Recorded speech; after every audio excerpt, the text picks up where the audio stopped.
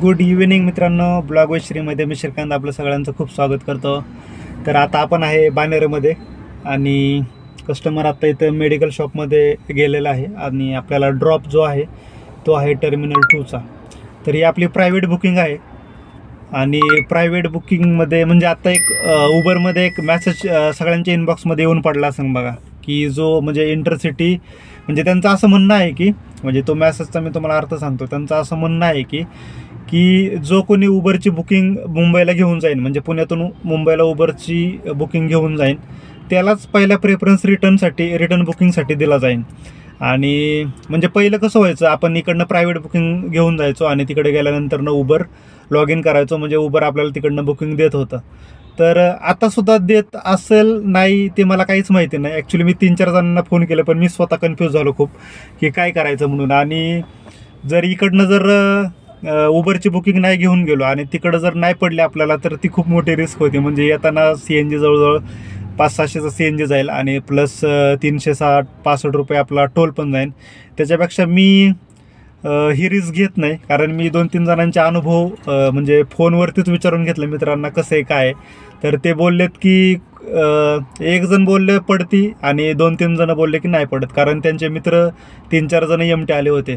तर मला समजत नाही काय करू आणि काय नाही. तर मी आता बहुतेक इथून आता बानेरमध्ये आहे मी, तळेगाव टोल प्लाझाला गेल्यानंतर लॉग इन करीन आणि माझ्या बायकोला मुंबईची बुकिंग टाकायला सांगेल. ती आपल्याला पडायला पाहिजे म्हणजे आपला येण्याचा मार्ग सुकर होऊन जाईल. म्हणून मी ते मला वाटत होतं की आपणच स्वतः म्हणजे एक्सपिरियन्स घेऊ त्याचा, की बाबा प्रायव्हेट बुकिंग घेऊन गेलं तर उबर देते का आपल्याला बुकिंग रिटर्नची. कारण ओला तर देत नाही, ओला फक्त ओलाची घेऊन गेलं तरच रिटर्न आपल्याला बुकिंग देतं. पण उबरचं तसं नव्हतं याच्या अगोदर, की उबर म्हणजे कुणाची पण तुम्ही मुंबईमध्ये आपण डिरेक्टली लॉग इन केलं तर आपल्याला ते पुण्याची बुकिंग टाकत होतं. पण आता तो मेसेज आल्यापासून आणि 2-3 जण मला बोलले की देत नाही म्हणून, पण माझी काही डेअरिंग होत नाही एक्सपिरियन्स घ्यायची स्वतः.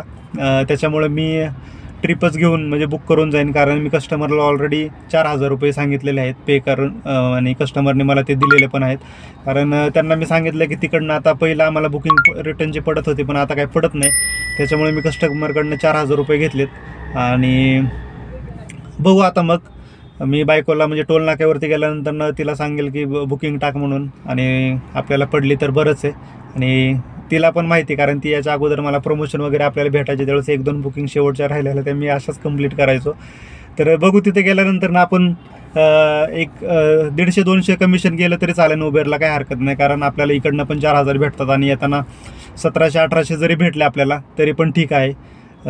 आणि आज आहे संडे, तारीख आहे 14 आणि मी आत्ता वाजले जवळजवळ 6:15 संध्याकाळचे. कस्टमरची फ्लाईट आहे 2 वाजता कॅनडासाठी, पण ते बोलले लवकरच जाऊ आपण, म्हणून मी एक 9-9:30पर्यंत ड्रॉप होईल. त्याच्यानंतरनं जर पडलीच तर ठीक आहे, कारण मी मेंटॅलिटी तशी बनवलेली आहे की मुक्काम करायची सुद्धा.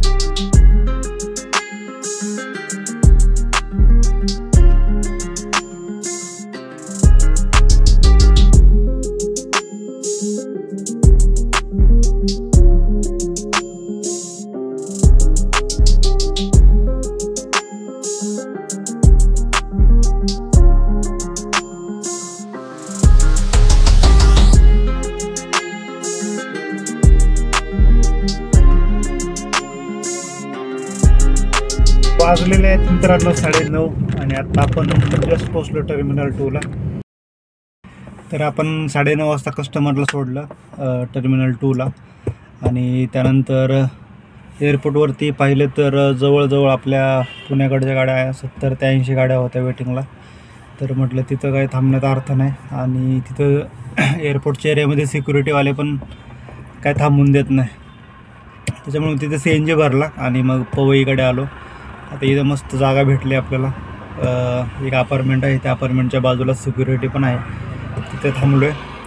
अजून एक आपले सबस्क्रायबर पण आले होते, ते चेंबूरमध्ये आहेत. बट त्यांचा माझा डिस्टन्स 14 किलोमीटर असल्यामुळे ते बोलले मी इथंच थांबतो. बरं म्हटलं ठीक आहे. तर बघू आता. मी एक मेंटॅलिटी बनवूनच आलो होतो की आपल्याला आज मुक्काम करायचा आहे म्हणून. त्याच्यामुळे एवढं काय वाटलं नाही. तर जेवण वगैरे सगळं झालं, वॉकिंग पण झाली. आता मस्तपैकी झोपायचं.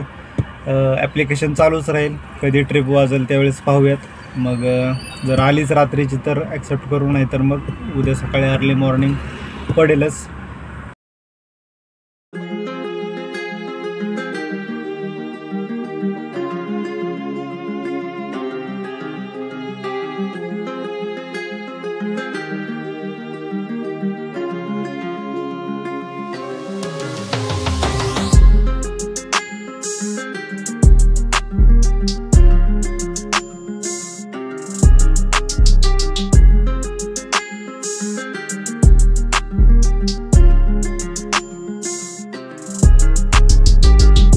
गुड मॉर्निंग मित्रांनो.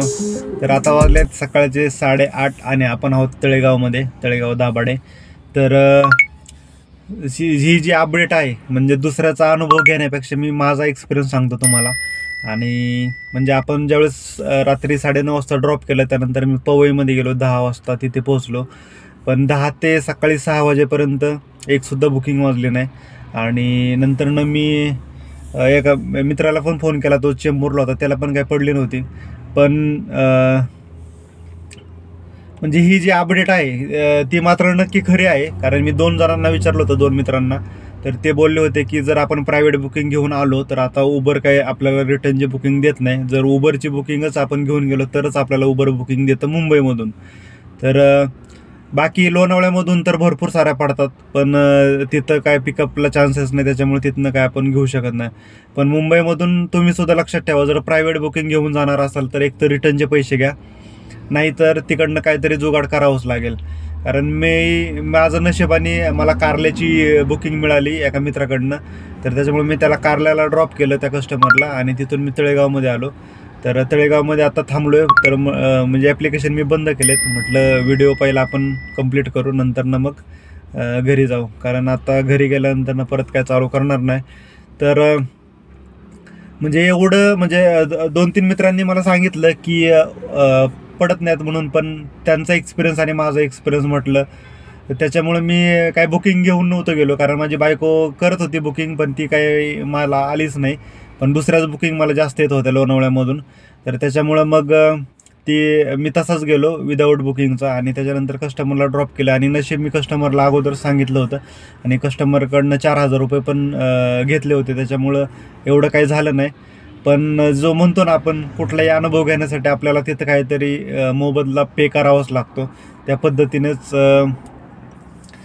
आज आपल्याला जो एक्सपिरियन्स भेटला त्याच्यामध्ये थोडाफार आपला खर्च झाला, पण एक्सपिरियन्स भेटला. म्हणजे मला एक्सपिरियन्स भेटला म्हणजे मी तुम्हाला पण शेअर करतोय. आणि तुम्ही सुद्धा लक्षात ठेवा, इथून पुढं जाताना प्रायव्हेट बुकिंग जर घेऊन जात असाल तर रिटर्नचे पैसे घ्यावेच लागतील, अन्यथा त्या बुकिंगचा काहीच फायदा होणार नाही. आता मला तरी रात्री म्हणजे जवळजवळ मी रात्री 10 ते सकाळी 6 वाजेपर्यंत थांबलो, पण एकसुद्धा बुकिंग वाजलीच नाही. पण तुम्हाला जर म्हणजे रिसेंटली आत्ताच सांगतोय मी, ह्याच्या अगोदर तर आपल्याला प्रायव्हेट घेऊन गेलं तरी उबर देत होतं आपल्याला बुकिंग.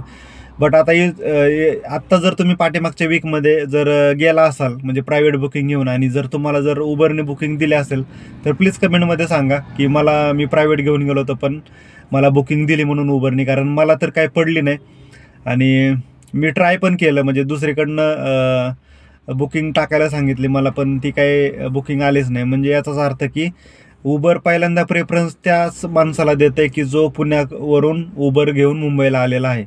बाकीच्या लोकेशनला पडत असतील, कारण पठाण भाऊ आपले मित्र आहेत, त्यांना मी विचारलं होतं फोन करून, तर ते बोलले ते परवा दिवशी नाशिकला गेले होते, तर नाशिकमधून पडत आहेत, पण मुंबईमधून पुण्याची बुकिंग पडत नाही आहे. तर तुम्हाला पडले असेल तर तुम्ही सांगा. तर हीच अपडेट होती, म्हणजे आपला एक व्हिडिओ पण झाला, एक्सपिरियन्स पण झाला आणि एक अपडेट पण तुमच्यापर्यंत पोहोचली. तर आता इथून ॲप्लिकेशन चालू करतो आणि जास्त काही पुणे सिटीत जायचं नाही मला. बावधान बाणेर इकडचीच बुकिंग घेऊन मी आपल्या घरी जाणार आहे डायरेक्ट आता. आणि अजून एक मित्रांनो, म्हणजे आता मला जाता येता भरपूर जण भेटतात आपले सबस्क्रायबर. त्या दिवशी तर धनकवडीमध्ये मी असंच पिकअप करायला थांबलो होतो, म्हणजे कस्टमरची गाडी ठेवत होतो. एक आवरावाले कस्टमर म्हणजे आपले सबस्क्रायबरच होते, त्यांच्या गाडीत तर कस्टमर होतं, तरी पण त्यांनी गाडी थांबून कसे काय म्हणजे विचारणा केली. बरं वाटलं जरा. आत्ता पण तळेगावमध्ये थांबलो होतो मी, त्यावेळेस तळेगावमध्ये सुद्धा प्रशांत पिंगळे आपले सबस्क्रायबर्स आहे, त्यांनीसुद्धा म्हणजे ते ब्रेकफास्टसाठी मी ज्या हॉटेलला थांबलेलो त्याच हॉटेलला ते पण थांबले होते, तर त्यांनीसुद्धा मला ओळखलं आणि नंबर वगैरे एक्सचेंज झाले. तर असंच तुमचं प्रेम राहू द्या, म्हणजे जाता येता तुम्ही ओळख देताय मला, हे तुमचं प्रेम असंच राहू द्या कायमस्वरूपी आपल्यासोबत. तर चला, तर मग व्हिडिओ आपण हा इथेच थांबूया. व्हिडिओ आवडल्यास नक्की लाईक करा, शेअर करा, कमेंट करा. भेटूयात पुन्हा एकदा नवीन व्हिडिओमध्ये. तोपर्यंत बाय बाय.